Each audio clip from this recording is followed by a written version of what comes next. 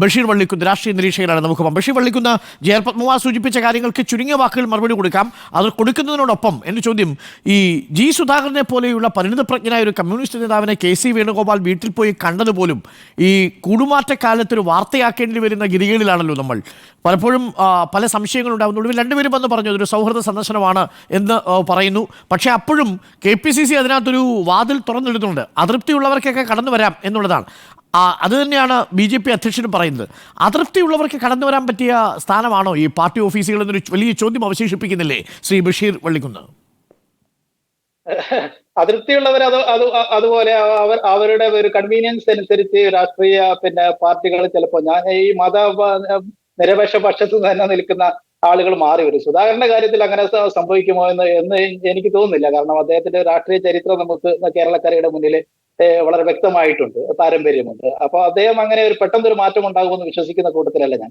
പത്മകുമാർ അദ്ദേഹത്തോടുള്ള എല്ലാ ബഹുമാനവും സൂചിപ്പിച്ചുകൊണ്ട് ഞാനൊരു കാര്യം പറയാം. അദ്ദേഹം പറഞ്ഞു ഈ BJPയുടെ പക്ഷത്ത് നിന്ന് പോകുമ്പോൾ കോൺഗ്രസിലേക്ക് വരുമ്പോൾ ഒരു നിലപാട്, കോൺഗ്രസ് നിന്ന് ഇങ്ങോട്ട് വരുമ്പോൾ ഒരു നിലപാട്, അതുപോലെ ഗാസയിൽ ഒരു നിലപാട്, ബംഗ്ലാദേശിൽ ന്യൂനപക്ഷം പീഡിപ്പിക്കുമ്പോൾ മറ്റൊരു നിലപാട്.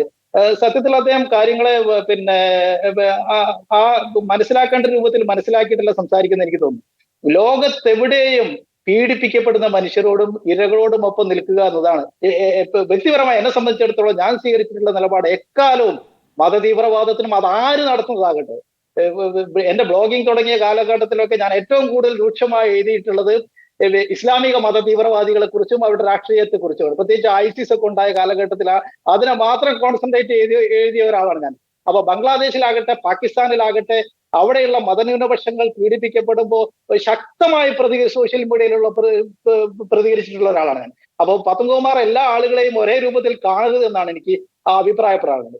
പീഡിതരും മനുഷ്യാവകാശങ്ങൾ നിഷേധിക്കപ്പെടുന്ന മനുഷ്യരും എവിടെയായിരുന്നാലും അത് രാഷ്ട്രീയം നോക്കാതെ അത്തരം മനുഷ്യദ്രോഹ നടപടികൾക്കെതിരെ പ്രതികരിക്കാനുള്ള മാനവികത നമ്മൾ വളർത്തിക്കൊണ്ടുവരണം. ശ്രീ പത്മകുമാരും അത്തരം ഒരു മാനവികത വളർത്തിക്കൊണ്ടുവരണം എന്നാണ് എനിക്ക് അഭ്യർത്ഥിക്കാനുള്ളത്. പിന്നെ ഇവിടെ നേരത്തെ സൂചിപ്പിച്ചതുപോലെ ഇത്തരം രാഷ്ട്രീയ കൂടുമാറ്റങ്ങൾ ഇപ്പൊ കേരളത്തിൽ ഇപ്പൊ ഈ 2-3 ആളുകളുടെ ഈ ഒരു ചരിത്രം എടുത്തു നോക്കിയാൽ ഈ രാഷ്ട്രീയ കൂടുമാറ്റങ്ങൾക്കൊക്കെ നേരത്തെ അരുൺ സൂചിപ്പിച്ചതുപോലെ തന്നെ വ്യക്തിപരമായ താല്പര്യങ്ങളാണ് കൂടുതലായി മുഴച്ചു നിൽക്കുന്നത് എന്നത് സത്യമാണ്.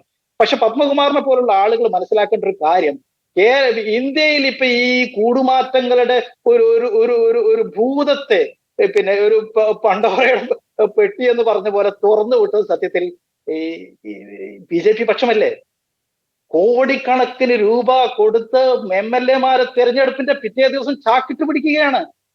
ED അയച്ച് CBI അയച്ച ആളുകളെ കേസുകളിൽ കുടുക്കി പാർട്ടി മാറ്റുകയാണ്. ഈ ഒരു പാരമ്പര്യം ഇന്ത്യയിൽ BJPയുടെ രാഷ്ട്രീയ ഈ ശക്തി അവരുടെ രാഷ്ട്രീയ ശക്തി വന്നു തുടങ്ങിയ ശേഷമല്ലേ, ഈ 2014 ശേഷമല്ലേ ഇത്തരം കൂടുമാറ്റങ്ങൾ നമ്മൾ കണ്ടിട്ടുള്ളൂ.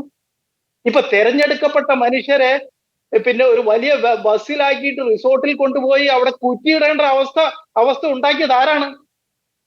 കോടിക്കണക്കിന് രൂപയുമായി ചാക്ക് കെട്ടുമായി നടക്കുകയാണ് രാഷ്ട്രീയം. ശ്രീ ജയർ പത്മകുമാർ അതൊരു വളരെ പ്രധാനപ്പെട്ട പോയിന്റാണ്.